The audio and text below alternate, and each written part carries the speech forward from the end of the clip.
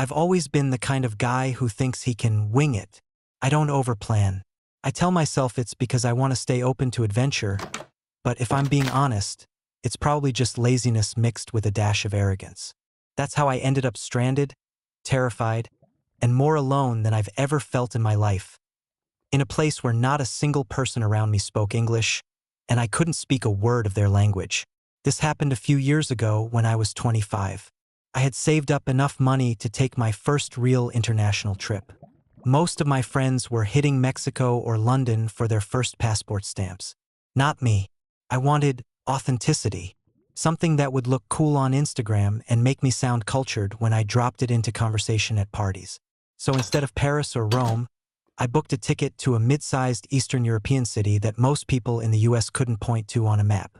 Let's just say it wasn't exactly tourist central. I didn't buy a SIM card. I didn't download offline maps. I barely skimmed a travel blog before hopping on the plane. My entire plan was basically land, get to the Airbnb, explore. The first few hours were fine. The airport had enough English signage that I figured things out. I found the bus that was supposed to take me downtown, handed the driver some crumpled bills, and sat by the window like I was living in a movie. But the city was sprawling, block after block of concrete apartment towers and Cyrillic letters that may as well have been hieroglyphics. After about 40 minutes, the bus stopped. Everyone got off. I figured we'd hit the end of the line, so I followed them out. That's when I realized I had absolutely no idea where I was. My Airbnb host had messaged me an address, but of course, I hadn't written it down. It was buried in my phone, which was now useless without Wi-Fi. I looked around, no McDonald's, no Starbucks, no sign of anything familiar. Just rows of gray buildings, graffiti, and locals streaming past me with bags of groceries. Every single one of them looked like they knew exactly where they were going. And then there was me, the idiot American with a backpack, spinning in circles like I'd just been dropped from a helicopter. I tried asking for help. The first guy I approached looked at me like I just asked him to solve a calculus problem in Swahili. English, I said hopefully. He shook his head and walked off. The next person, a woman in her 50s, just waved her hands and muttered something that sounded annoyed. After a few more failed attempts, it dawned on me. Nobody around me spoke English. Or if they did, they weren't about to waste it on some clueless tourist. Panic set in. I retraced my steps to the bus stop, hoping I could just ride back to the airport. But the sign was a jumble of letters and numbers I couldn't decode. Buses were coming and going, but I couldn't tell which was which. I pulled out my phone, desperately refreshing the screen like Wi-Fi would magically appear. Nothing. I don't think I've ever felt more small, more fragile, more stupid in my life. It was like the ground had dropped out from under me. No safety net, no backup plan. Just me, my useless phone, and a city that suddenly felt like it had swallowed me whole. And that's when things got even weirder. I remember standing on that cracked sidewalk, my heart hammering so loudly I could feel it in my throat. I tried to act calm.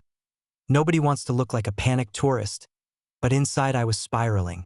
Every story my mom had ever told me about kidnappings, scams, and don't talk to strangers was flashing in my head. And then a stranger talked to me. A guy maybe in his 30s, wearing a leather jacket and chain-smoking, noticed me staring hopelessly at the bus sign. He said something rapid-fire in his language. I shrugged, trying to mime confusion. He squinted, then tried again slower. Still nothing. Finally, I just blurted out, Airbnb, hotel, Wi-Fi, while pointing to my phone. He tilted his head, puffed his cigarette, then motioned for me to follow. Now, this was the moment my brain split in two.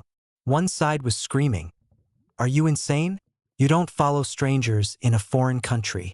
The other side whispered, "You literally have no other option." So I followed. We walked 3 blocks. He didn't say a word, just puffed on his cigarette, occasionally glancing back to make sure I was behind him. Every horror movie scenario was playing in my head. Organ harvesting, mugging, waking up in a bathtub full of ice.